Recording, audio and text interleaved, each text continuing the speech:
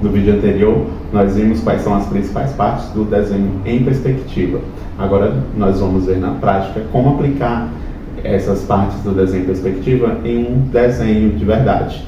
Na verdade, nós vamos acompanhar dois desenhos, uma paisagem externa e outro, um ambiente interno. E como é que nós podemos usar com a perspectiva de um ponto para criar a ilusão de tridimensionalidade nesses desenhos. Vamos lá para o vídeo? Então, primeiro com o uso da régua divido a folha. A paisagem vai ocupar só um lado dela, vou fazer ela dentro desse retângulo. E agora 3 dicas. A primeira delas é utilizar uma régua, já que estamos começando esse tipo de desenho. Depois, com o tempo, vai ficando mais intuitivo e não vai precisar tanto da régua. Depois nós precisamos começar o desenho pelos 3 elementos da perspectiva. A linha do horizonte, ou ponto de fuga, a gente vai colocar ele aqui no meio da linha do horizonte, e também as linhas ortogonais. Então, vou começar aqui com essa casinha bem simples, uma forma bem simples. Começar por forma simples também é muito útil. E aí, depois que a gente tem a nossa casa, a gente puxa as linhas ortogonais na direção ao ponto de fuga e adiciona alguns detalhes para tornar o desenho um pouco mais chamativo. Agora a gente vai adicionando outros detalhes dessa paisagem, a estrada.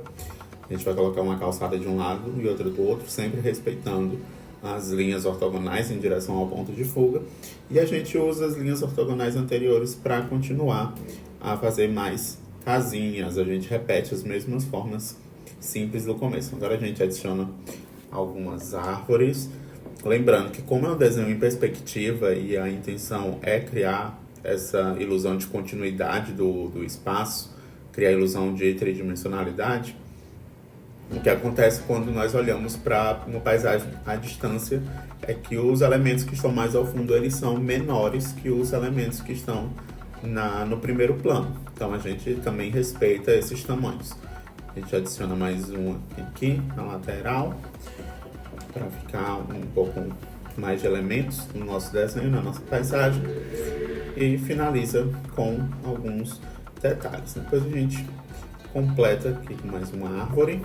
E agora a gente só precisa finalizar essa paisagem com alguns outros elementos, como por exemplo essas montanhas, são formas bem simples, algumas montanhas mais atrás, e a gente finaliza com algumas nuvens.